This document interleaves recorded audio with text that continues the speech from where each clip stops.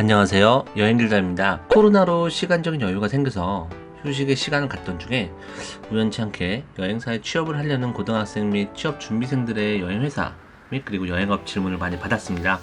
대부분 여행사에서 하는 일과 회사 분위기, 연봉 등에 대한 질문이었는데요.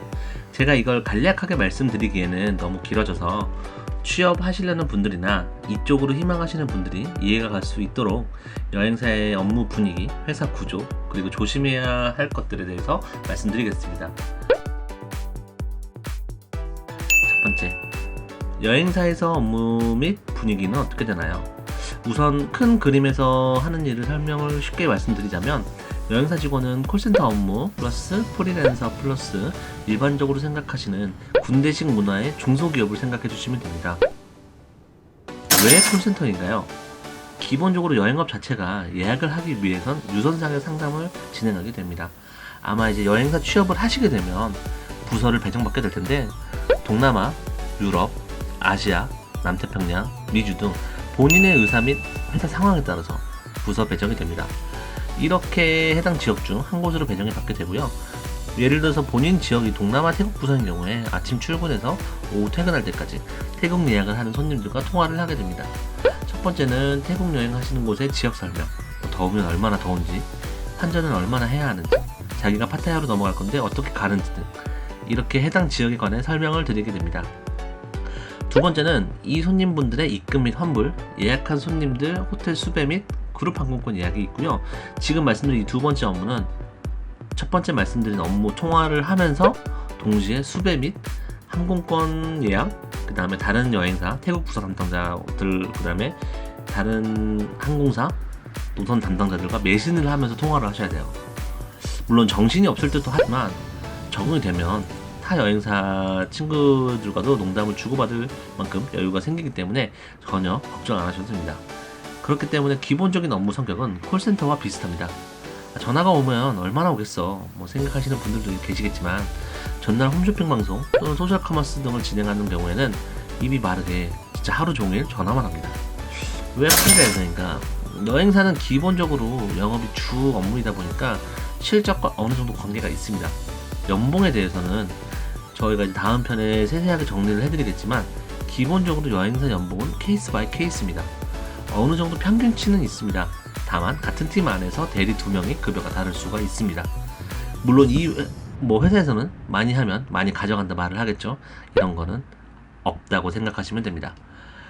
군대식 문화의 중소기업, 여행업이니까 자유분방하고 자유로운 분위기 아닌가요? 그리고 해외도 많이 가고 할 텐데 좋은 거 아닌가요? 전혀 1도 그렇지 않습니다. 제 말이 좀 과장된 거 아닌가요? 하시는 분들은 자플랜이제 여행사 이름을 한번 쳐보세요. 그거에 나오는 것보다는 1.5배는 더하면 더하지 전혀 덜하지 않습니다. 여행사 회사 분위기는 전체적으로 어떤가요? 여기서는 할 말이 진짜 많아요.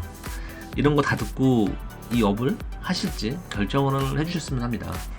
우선은 분위기가 젊으신 분들이랑 일을 하지만 아마 1980년대 아버지 세대 회사 느낌이 물씬 풍깁니다. 그만큼 라떼들이 많아요. 또한 누구나 쉽게 할 수 있는 업무이고 서비스 업무이다 보니까 정말 제가 느낀 바로는 월급 루팡들이나 어떤 성격에 문제가 있는 사람들이 진짜 많았어요. 첫 번째는 진짜 처음 들어온 신입들한테 거의 쥐잡들이 하면서 업무를 가르쳐줍니다.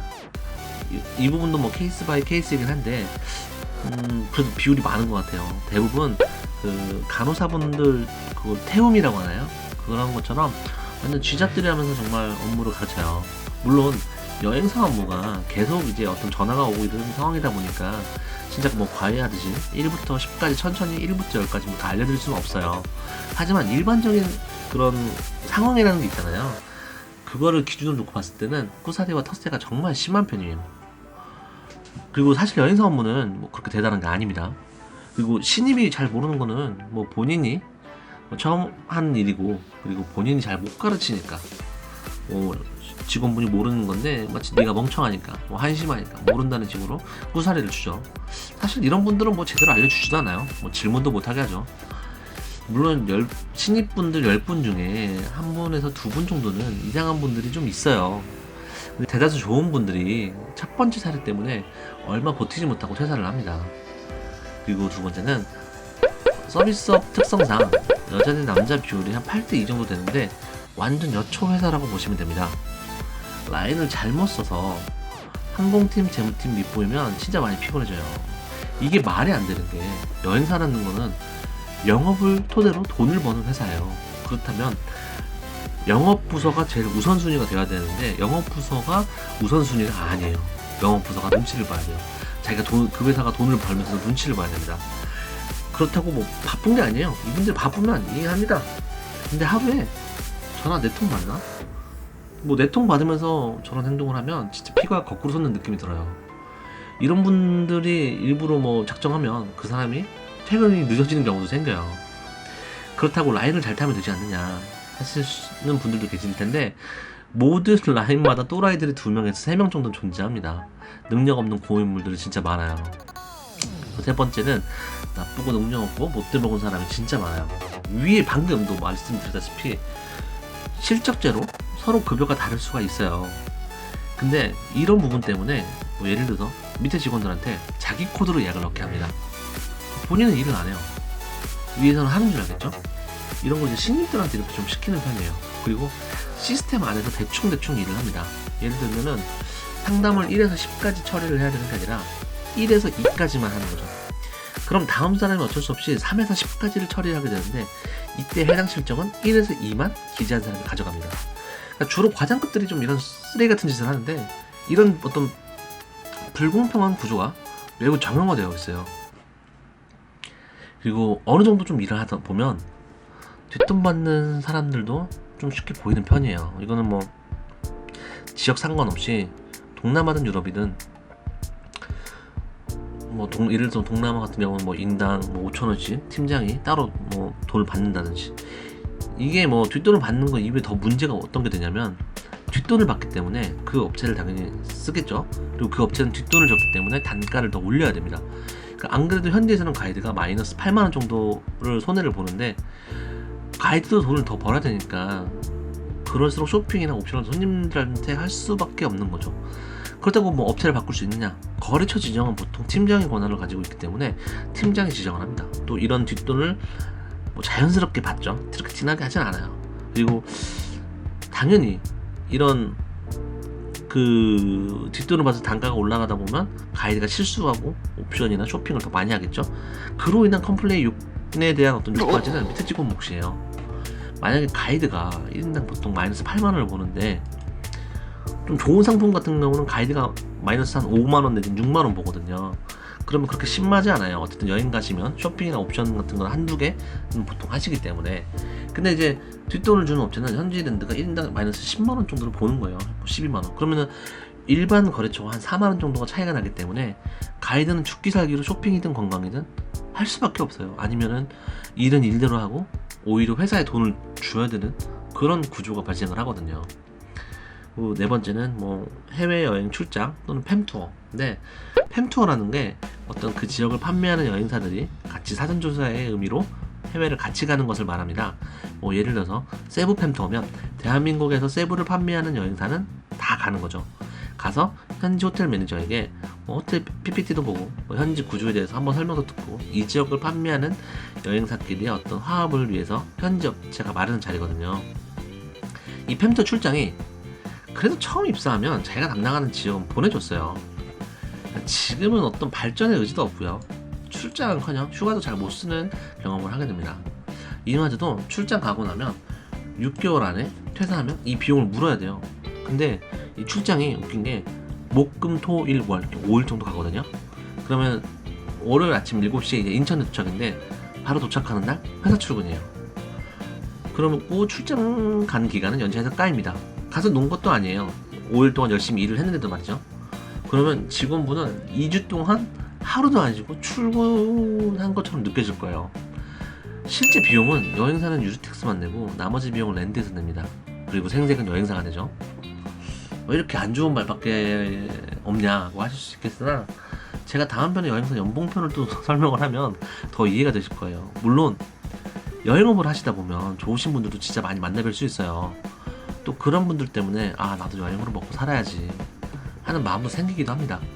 근데 이제 진상들을 많이 만나서 힘들었으니까 힘들지 뭐 퇴근하고 내가 술 한번 살 테니까 좀 버텨. 아니면 뭐 점심에 뭐 신입분들 뭐 밥도 사주시고 업무도 친절하게 알려주시는 분들, 이런 분들은 정말 안타깝게도 위에 말씀드린 여행사의 안 좋은 구조 때문에, 또는 어디 이직할 수도 없는 이런 루팡들 때문에, 이런 일 잘하고 뭐 착하신 분들은 독립을 하시거나 아예 업계를 떠나십니다.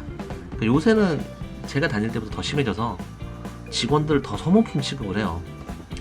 그러다 보니까 예전에는 이직을 할 때 여행업계에 있으면서 다른 여행회사로 이직을 했어요. 이게 이제 무슨 말이냐면, 여행사들은 보통 같은 빌딩 안에 있는 경우가 많거든요. 그래서 뭐 4층은 N사, 뭐 7층은 K사, 9층은 C사 이런데, 4층 N사 퇴사 후에 7층 K사, 또는 7층 K사 퇴사 후에 4층 N사, 뭐 이렇게 이동하는 형식이었어요. 그래서 뭐 아침에 출근할 때 엘리베이터에서 마주치고 뭐 이런 경우도 있었는데, 지금은 그냥 아예 여행업계를 떠나요. 뭐 연봉도 많이 주는 것도 아니기 때문에. 그래서 착하고 일 잘하는 중간급 관리자를 구하기가 정말 힘듭니다. 그리고 10년 동안 제가 여행업계에 있으면서 나가시는 분들을 한 200명은 본 것 같아요. 넘게. 대부분 여행업에서 안 좋은 것을 경험하셔서 그런지 퇴사 후에는 어느 분을 보셔도 여행사를 다니실 때보다 다 잘 나가시고요. 여행업계에 있는 사람이지만 친한 친구 동생이라든지 뭐 지인분 동생이라든지 이렇게 여행사를 들어가고 싶다고 하면 솔직히 진짜 많이 말리고 싶어요. 지금 여행사들은 어떤 수익 구조를 개편할 의지도 없고요. 상품을 더 발전시킬 노력도 없어요. 2000년대 초반 상품과 지금의 상품이 정말 1도 큰 차이가 없어요. 똑같아요. 뭐 예를 들어서 뭐 너희 지역 세부 59만 9천원, 우리는 57만 9천원. 상품의 구성은 똑같아요. 그러니까 아니면 뭐 59만 9천원에다가 점심 한번 포함한다든지, 그러니까 뭐 포함상 하나만 살짝 넣은 것 뿐이죠. 이런 가격 경쟁만 20년 동안 했을 뿐입니다. 여행사 면접을 한번 들어가면 대부분 저는 여행을 좋아하고 자유로운 마음 때문에, 자유로운 걸 좀 좋아해서 여행사 지원하게 됐습니다, 이러신 분들이 많아요. 근데 개인적으로는 이분들 다 스펙도 좋거든요. 여행업보다 돈을 더 많이 주는, 그리고 본인이 더 즐겨할 수 있는 업체로 가셔서 돈을 더 많이 버신 다음에 그냥 여행을 돈 주고 다니는 것을 권해드려요.